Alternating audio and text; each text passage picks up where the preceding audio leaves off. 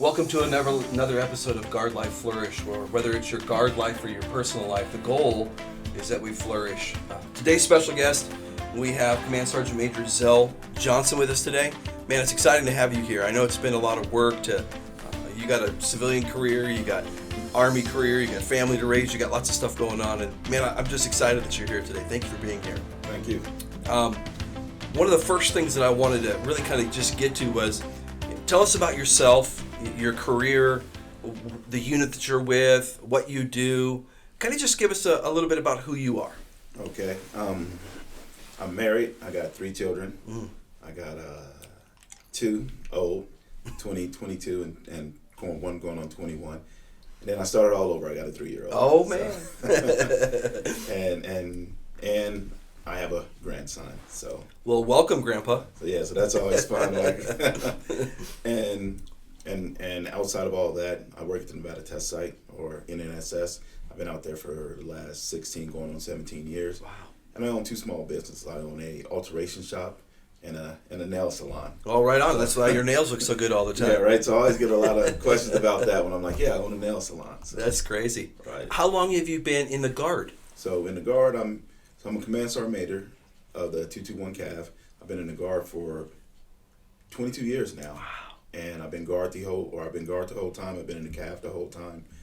I deployed to Afghanistan with the Cav, and then also in 04 to 06 we went to Irwin, and I was out there with them at Fort Irwin. Wow. Okay, so if you wouldn't mind, you didn't make Sergeant Major. You didn't make Command Sergeant Major in a couple years. It took some time to get there. Yeah. And I did not know that you were with Cav day one to this day. That's awesome. You know, they talk about being a native Nevadan, and you're a native Cav guy. That's pretty cool.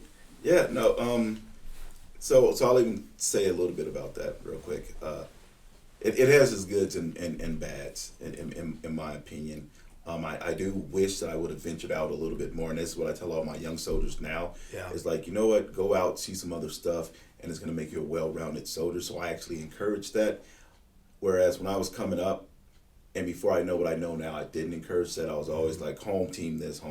Yeah. We stay here. But as I've grown up and I've seen the Guard, and I got to see a lot more as I expanded, and my knowledge base got bigger, I encouraged a lot of the soldiers to go out, get other education from other units, and you're gonna become a well diverse soldier. Oh yeah. In that aspect. So I actually encourage that a lot now.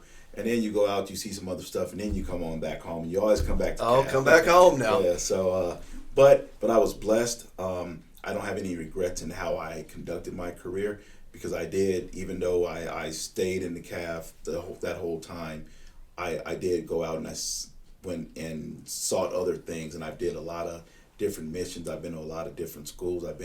I trained with a lot of different units. So I had a fulfilling career, and I got a lot of diversity that way. But I do encourage it now. Yeah. Compared to what I know, or I do encourage it a lot more now. Yeah, I think it's pretty cool. I mean, I think about it. What just came across my mind is for 22 years of your Guard service, you've reported to the same armory. Yeah. That's kind of crazy. Yeah. I mean, that's cool at the same time. But Sergeant Major, you brought up some really good points there, and I think that one of the interesting things I was going to ask you at the end of our was, you know, what things do you, looking back at your younger self, what would you change? And I think it's exciting to know that you're taking your troopers and your soldiers and you're encouraging them to get out, to go look at different things, to understand that there's diversity out there, that we do more than what Cav does, that, you know, the Nevada National Guard is so much bigger than that. So that's such an encouragement to know that you do that. The question that I have for you as we move forward is this. You said that, you know, you have a civilian career. You've been doing it for a long time.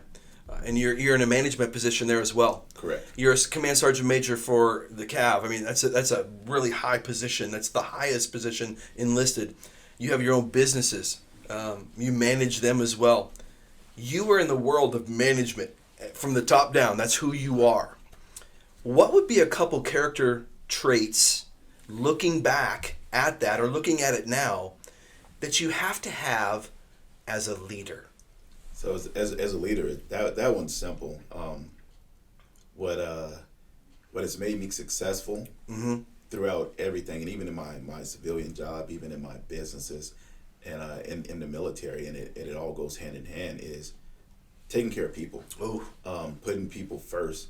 And I'm a firm believer, if you take care of I'll talk about my civilian job, Yeah. or my business real quick. And Please do. what I tell my business partner is, I don't worry about money. And this is in the Nelson line. I'm like, I don't worry about money.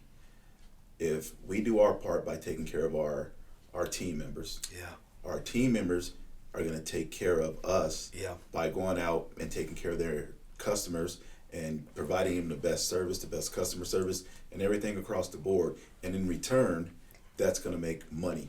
Yeah. So I don't start with the bottom line. I don't start with saying, this is how much money we need to make. This is our bottom line. I said, if we take care of our people, our people will take care of us, and everything else will fall into place. And that has been my success throughout the military. Like I said, my personal job, and even in my business. It's just putting people first and taking care of people I've found the greatest success in. As far as being a leader. Yep. And I think that I heard it one time said, and I don't know where it was, forgive me for the not knowing the quote, but it said, get really passionate about the process, and the results will take care of yourself. In your process, what I'm hearing you say is taking care of people. Yeah. And the results is the success money-wise, the success leadership business-wise. And so, again, we see those things coming true.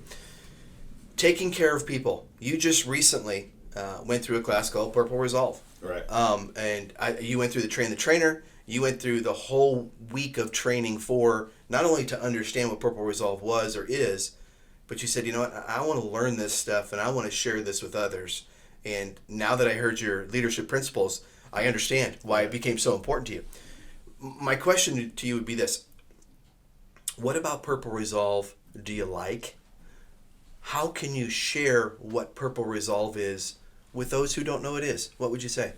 So when I give you a quick rundown of what Purple Resolve is, I would just tell someone, or I tell folks, that it's transforming your heart, set, and mindset. Ooh, and what I mean by that is, if I even break it down even farther, for me at the very least, you go to basic training, you get the Army values, and for me, this is the promise of the Army values.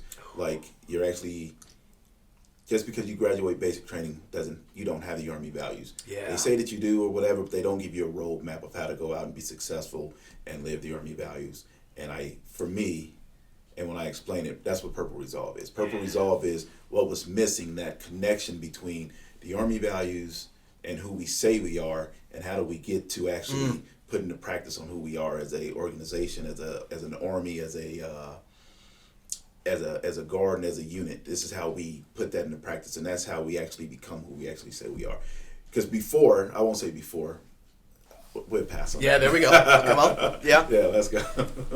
No, I think that's exciting because you brought so many things to my mind. I once heard it said by Andy Stanley. He said, "Are we actually practicing in our halls what we see posted on the walls?" Yeah. And I think to myself, man, that's so true. Yeah. You know, we take those kids we take young airmen and soldiers, they go through basic training, and we're like, hey, here you go conquer the world. Basically, we said, read what's on the wall. Yep. Now go apply it. But that young mind, that young person, they need leaders like yourself, leaders like those who stand in the gap and say, hey, you know what? I'm going to help you understand what's on that wall. Yeah. And we're going to practice it in the hall. If we don't have those people, we're broken. Yeah. And you said something that's huge. You said heart set and mindset. Man, I just think that Purple Resolve is all about that, because I don't think that you would deny, and especially coming from Cav, who you guys have a lot of fun toys, a lot of fun, you guys have some bang up stuff. Oh, yeah. But we give you, not me, but the military gives you the skills to be able to operate that stuff. And then they say, hey, you know what? You have the skills. Here's the tools so that you can operate those skills. We do that well. Yeah. We knock that out of the park. I don't think that you've probably been to very few briefings that one of your troops was in the yellow or in the red when it came to skill set and tool set, because they can execute that stuff. Right. And you don't have to answer this question, but it's just a statement. How many times have you been in a briefing over the past 22 years where you saw that we were broken when it came to heart set and mindset? We don't know how to get after that. So my question to you is this. I talked a lot. I know the staff said earlier that I talked too much. So. Here's the question. How do we get there? How do we get to heart set, mindset, and balance it well with understanding that we still have to execute our skill set and tool set? How do we get there? So, by being intentional. Okay. And what I would say is I love the fact that we're being intentional now. From 22 years ago to now, I would say, and I hope I'm not stepping on any toes or making anybody mad. It was a lot of lip service or a lot of what's on the wall. Exactly.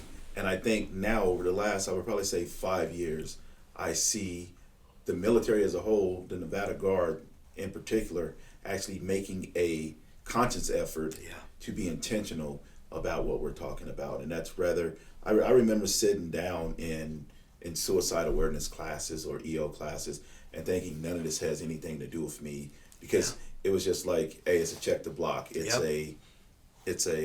we just got to get it done. But now the way that we are trying to get after stuff like suicide, SHARP, and even with Purple Resolve, I definitely see us being more intentional about how we're going after stuff and doing stuff, along with actually continuing to train. Yeah. And that's where it really boils down and falls back on the leaders. Like I know, I want to say, I think it was 2 years ago, we did it was April, it was sexual assault month, right? Okay, yeah, I believe so. Yeah. And what we did for that, we actually did a road march. And that was my way of going after, like, okay, we're going to do this road march, so now we can get some training involved. We did it in the morning, we did it in PT, so we made it a part of our training, and on top of making it a part of our training, we also had a moment where now leaders, as they're walking down the line, as they're marching with their soldiers, they can go out there and they can talk to them about the stuff that we wanted to get after when it revolved around sexual harassment and sexual assault. So I incorporated that into my training, or we incorporated that into the training. But that's where you got to be, what's the word I'm looking for? That's where intentional. You gotta be intentional about getting after this stuff and still saying, all right, this is important. The training is important, but this is important too. And how do I get those things to blend? Because if we have a problem with EO or suicide or something like that, we're going to pay for it. They're going to get the time we're going to spend on the back end. It's going to take away from training. So how do I be intentional about that? One of I kind of making it funny here, and I don't mean to, but I saw a great little meme, and it said, the commander said to the sergeant major, hey, what if we take all this time and we train up all these soldiers and all these troopers to really do the right thing and act the right way, and then they leave us? And he said, and the sergeant major said back to the commander, if we don't, they won't leave. And I thought to myself, wow, that's pretty powerful. Yeah. You know, we got to get intentional, and it's not a matter of turning things green. It's not a matter of checking the block. I think that you bring such a dynamic to the excitement of the leadership of Cav. I'm encouraged, and you said, you know, the past 5 years have been a change, or you've seen the change, and that's encouraging. Next question. Command Sergeant Major, no higher position in Cav. You're the boss man, as it comes. Right. Looking back on the years, when you were squad leader, troop leader, whatever it was back then, the beginning leader positions. Looking back, what did you want as that young leader, and how can you change those things? So, and it's funny, and I hope that I'm proof positive in the sense that I'm actually doing what I wanted to do. Yeah. And because I wanted that leader to actually cared more about the individual versus just checking the block. Yeah. And kind of like what you just touched on, it's not about checking the block. I don't care about the block. Yeah. Because for me, I understand what makes a good guard soldier especially is you have to have your home life good. You have to have your work life good, and then your military life, and all of those things will fall into place from my perspective. Yeah. If all of those things, or if I wasn't the type of leader and that, oh, I don't care if this soldier doesn't have a job, or I don't care if this soldier misses school. Yeah. Like, no, I do care if this soldier misses school. I do care if this soldier's having problems at home, because those problems will translate into what we're going to get when they come to drill. So I wanted us to, so the type of leaders that I enjoyed or that I learned from was leaders who took that whole mindset, heart set approach where I got to have a total, complete citizen soldier. Yeah. Like the term for me, citizen soldier, is like, all right, their home life, their work life, and their guard life. That balance. So that's what I go after, and those were the type of leaders I learned from, and those were the type of leaders that helped me in my career. Yeah, but honestly, you didn't say this word, but I heard the entire time when you were talking about that is courage. Yeah. Because when you were a young leader, caring about people, building relationships, being concerned if they're missing school, being concerned if their home life was this, that, and the other, oftentimes there was commanders or whoever it was, I'll be as polite as I can here, that didn't care about that. And it took courage from you to stand up to say, I do care about it. We won't talk about how we got around that.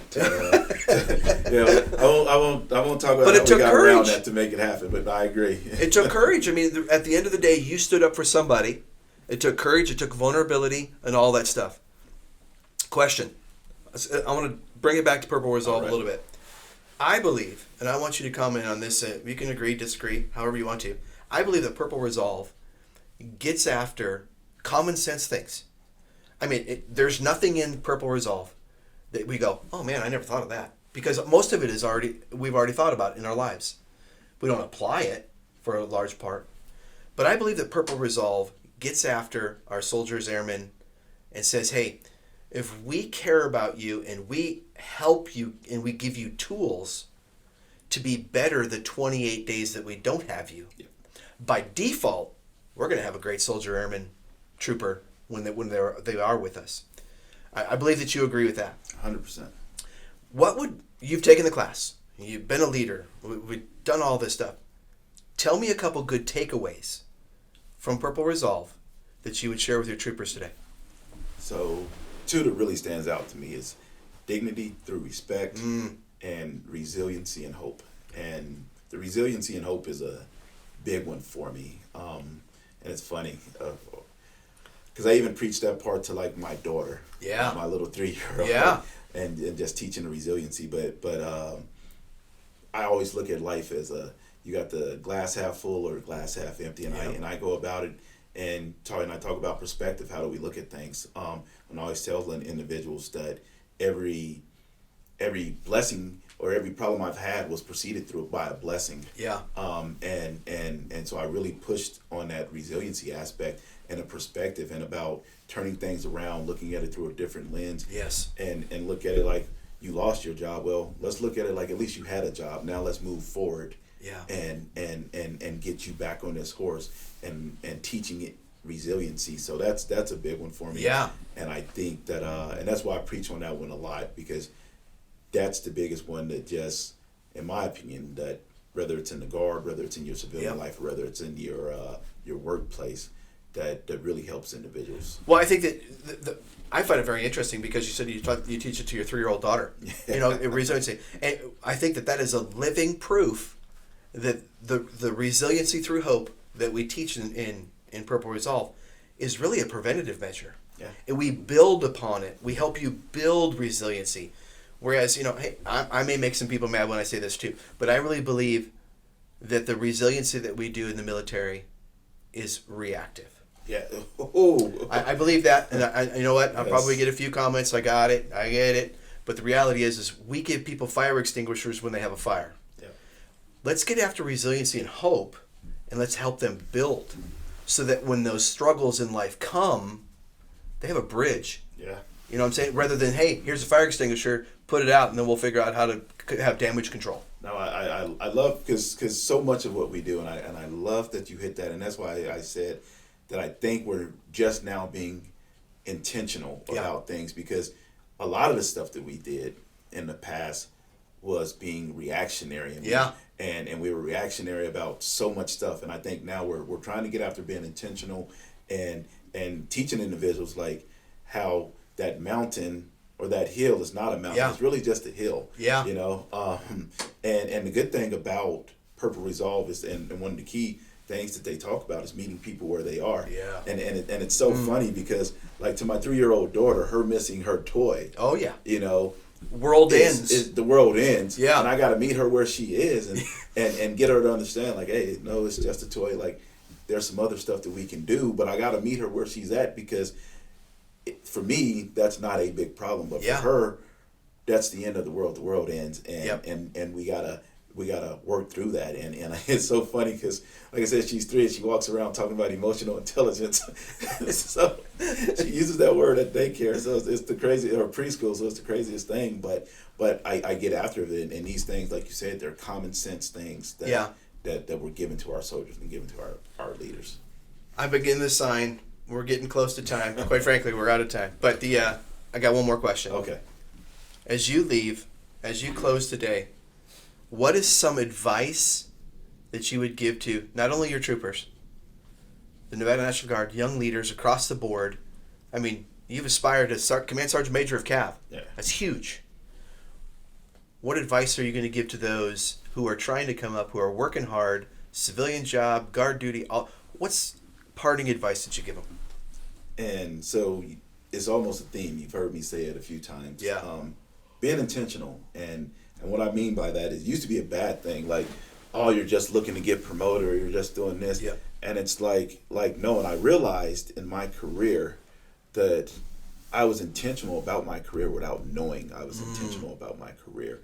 And had I even been more intentional about my career and about life, still with the mindset of, I'm not trying to step on people, I'm trying to bring people up, I'm trying to take care of people. Yeah. So, but a lot of people don't, or some individuals don't understand, like, well, or even feel like if you're being intentional, then you're not taking care of people, or you're just chasing rank, or you're just chasing promotion, and that's not true.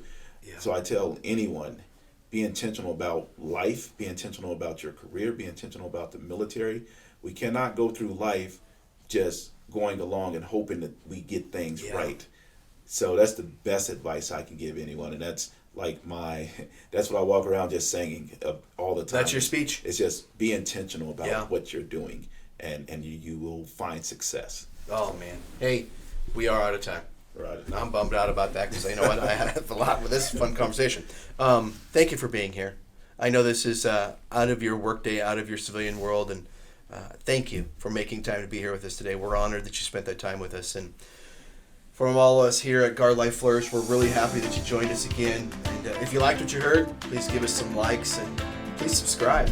Don't forget to leave some comments in the sections down below. If you have questions, if you want us to interview somebody, and that's what we're about. We want to be intentional about what we're doing. So, again, thank you for joining us. From Command Sergeant Major Zell Johnson, and from the Guard Life Flourish crew and myself, thank you. And until next time, be safe. Clear.